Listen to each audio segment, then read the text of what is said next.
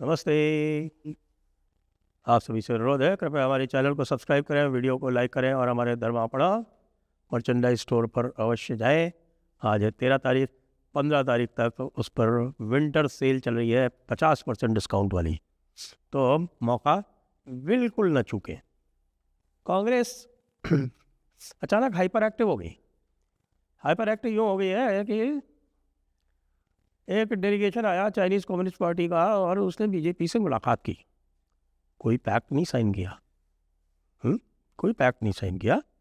तो मुलाकात की, आपस में कुछ बातचीत हुई और जैसा कि आप जानते हैं कि चाइना के साथ तो हमारे डेली कुछ ना कुछ पंगे और कुछ कुछ बातचीत और कुछ ना कुछ स्टेटमेंट्स चलते ही रहते हैं। तो उसी सिलसिले में एक शख्सगाम वैली है, आपने सुना होगा शख्सगाम वैली। तो शख्सगाम वैली जो है, आप अगर ये देखेंगे यहाँ पर जो मैप आप देख रहे हैं, इस मैप में ये यहाँ कहीं ऊपर आएगी शख्सगाम वैली। तो वो शख्सगाम वैली जो है उसका इतिहास ये है कि 1962 में जब भारत का और चीन का युद्ध हुआ और उसके बाद में कुल 38,000 स्क्वायर किलोमीटर एरिया जो भारत का था वो चाइना के पास चला गया। बहुत सा तो पहले से ही था, क्योंकि हमारे जो नेहरू चाचा थे वो बॉर्डर्स की पुलिसिंग में विश्वास नहीं रखते थे। आपको पता है, उनका तो सेना में ही विश्वास नहीं था। वो तो कहते थे कि साहब सेना की कोई आवश्यकता नहीं है, हम तो शांतिपूर्ण देश है, हम सारा काम पुलिस से करवा लेंगे। और इसी कारण उन्होंने सेना की डीफंडिंग शुरू कर दी और सेना की डीफंडिंग करते करते 1962 तक ऐसे हालात हुए कि जब चीन ने हमला किया तो भारत जो था वो पूरी तरह से निस्सहाय था। तो उस समय चाइना ने अपनी क्लेम लाइन बढ़ाते बढ़ाते पहले उसने अक्साई चिन वाले क्षेत्र पर कब्जा किया। और अक्साई चिन वाला क्षेत्र जो है वो आप जानते हैं कि यहाँ पेंगोंग सो के पास से ये इधर उनकी एक रोड जा रही है, ये देख रहे हैं आप, ये रोड जाती है। और उस रोड के आगे तक उन्होंने पूरा क्षेत्र क्लेम कर लिया। पहले रोड बनाई, रोड बनाते बनाते लोगों ने बताया भी कि नेहरू जी को, नेहरू जी चुप रहे। खैर, 100 बात की एक बात कि 1962 के युद्ध में 38,000 स्क्वायर किलोमीटर एरिया जो था वो चीन के पास चला गया। एलएसी के जो परसेप्शन है वो अलग अलग है। और वो एलएसी के परसेप्शन इस प्रकार से हैं कि ये जो मैंने आपको यहाँ पे ये कि एलएसी का एक जो रफ स्केच दिखाया, उसमें करीब करीब ये समझिए कि इसके अंदर ये जो मैं डॉटेड लाइन दिखा रहा हूँ, ये परसेप्शन जो है ये चाइनीज़ वालों का है। वो कहते हैं ये है। तो कहीं कहीं पर है डिफरेंस, कहीं पर नहीं भी है। तो होता ये है कि पेट्रोल्स जाते हैं और ये पेट्रोल्स भारत के जो पेट्रोल्स हैं वो जो भारत का परसेप्शन है वहाँ तक जाते हैं, और चाइना के जो पेट्रोल्स हैं और वो वहाँ तक आते हैं जहाँ तक चाइनीज़ पेट्रोल लाइंस, चाइना अपना क्लेम लाइन बताता है। तो इसलिए झगड़े होते हैं। ये पेंगोंग सो का इलाका है, इस पेंगोंग सो के इलाके में झगड़े होते हैं। ये गोगरा वाला इलाका है, यहाँ झगड़े होते हैं। इन्हीं पे अधिक झगड़े जो थे वो आपने देखा था कि 2020 में भी हुए थे। फिर ये आप जो देख रहे हैं ये नदी जाती है, श्योक नदी जाती है। ये श्योक नदी यहाँ से ऐसे घूम जाती है और घूम के इधर ये जो आप देख रहे हैं ये नुब्रा वैली है।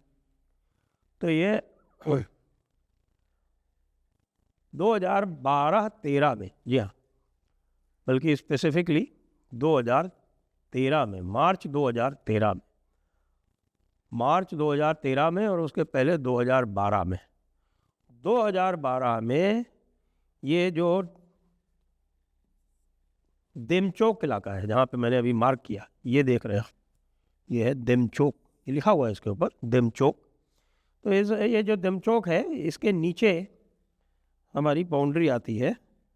तो देमचोक के क्षेत्र में लगभग 56 स्क्वायर किलोमीटर, 56 स्क्वायर किलोमीटर का मतलब लगभग आप समझिए 10 किलोमीटर बाई 6 किलोमीटर का जो क्षेत्र था वो चाइना ने वहाँ पर अपनी घुसपैठ कर ली और घुसपैठ करके वहाँ पर अपना कब्ज़ा जमा लिया एक तरह से।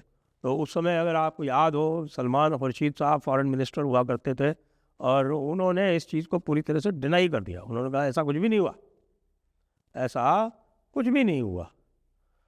2013 में ही दिप्सांग क्षेत्र में भाई साहब, ये दिप्सांग क्षेत्र जो है ये कौन सा है?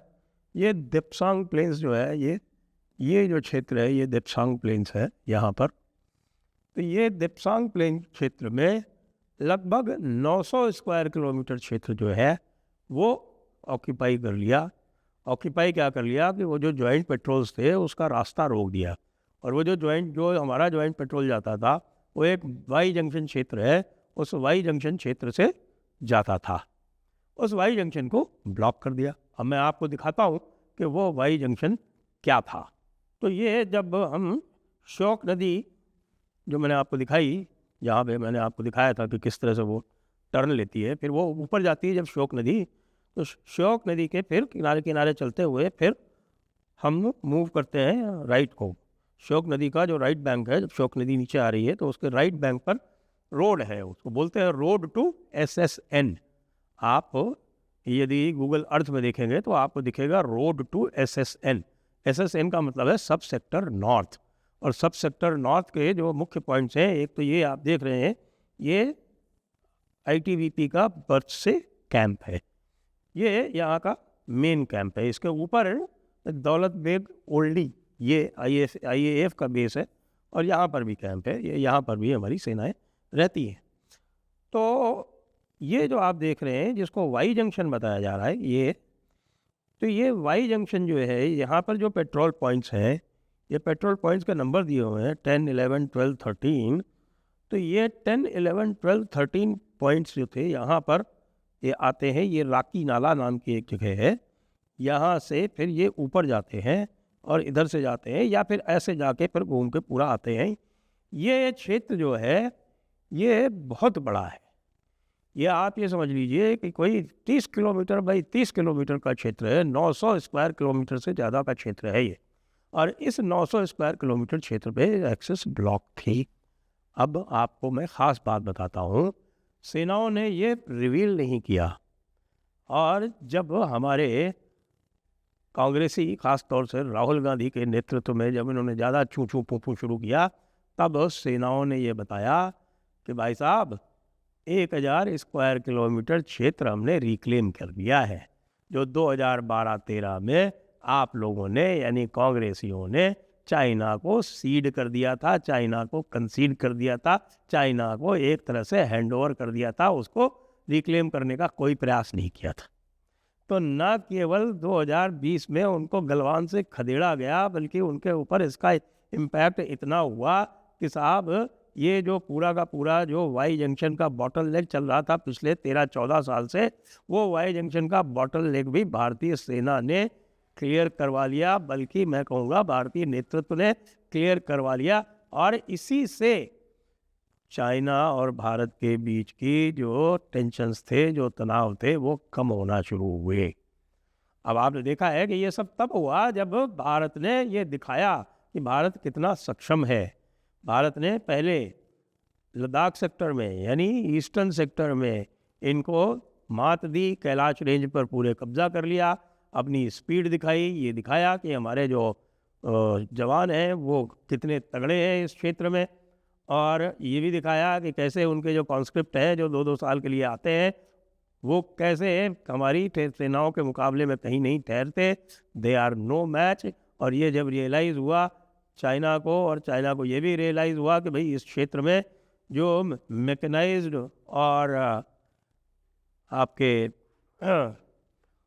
एयर पावर जो है और जो मैकेनाइज्ड पावर है उसका रोल लिमिटेड है, और यहाँ पर युद्ध वही जीतेगा जिसके बाजुओं में और जिसके पैरों में दम होगा, और वो उन्होंने पाया कि उनके जो फौजी हैं उनमें नहीं है। तब जाके उसने ये सारे कंसेशंस दिए हैं।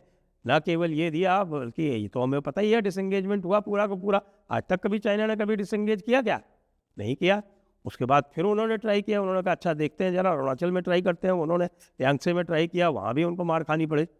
तो चाइना जो है वो एक टिपिकल बुली है, जब उसको आप कन्फ्रंट करो और जब उसको एक मुक्के के बदले में 2 मुक्के मारो तब वो ठीक से आता है, बिहेव करता है। तो आजकल वो बिहेव कर रहा है, और ये देखकर हमारा जो इकोसिस्टम है लेफ्ट लिबरल्स का वो बड़ा पस्त है, त्रस्त है। यानी कि बताइए 1000 स्क्वायर किलोमीटर इन लोगों ने छुड़ा लिया, तो अब वो तरह तरह की बातें कर रहे हैं।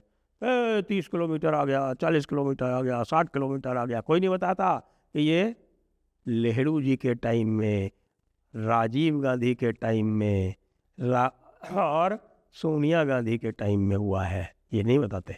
तो ये जो अभी अचानक जो आपने जो शेम ऑन बीजेपी, चाइना को कंसेशन दे दिया, चाइना हमारी इतनी ज़मीन हड़प के बैठा हुआ है, हम चाइना से बात कर रहे हैं, हम चाइना के साथ में अलायंस बनाना चाहते हैं, ये सारी के सारी जो आप टेम्पलेट देख रहे हैं ये जॉर्ज सोरोस की टेम्पलेट है, जो बिल्कुल नहीं चाहता कि किसी भी प्रकार से भारत और चाइना के रिलेशंस नॉर्मल हो। एक बात मैं ये कहूँगा कि चाइना पे हम बहुत विश्वास नहीं कर सकते, लेकिन चाइना को हम इस समय डोमिनेट कर रहे हैं। चाइना इस समय हमसे पंगे लेने की स्थिति में नहीं है, और ऐसी स्थिति में दुश्मन का दुश्मन दोस्त होता है। ये हमारे जितने भी इकोसिस्टम वाले जो हैं, इन मूर्खों को समझ में आना चाहिए। जय हिंद, जय भारत, वंदे मातरम।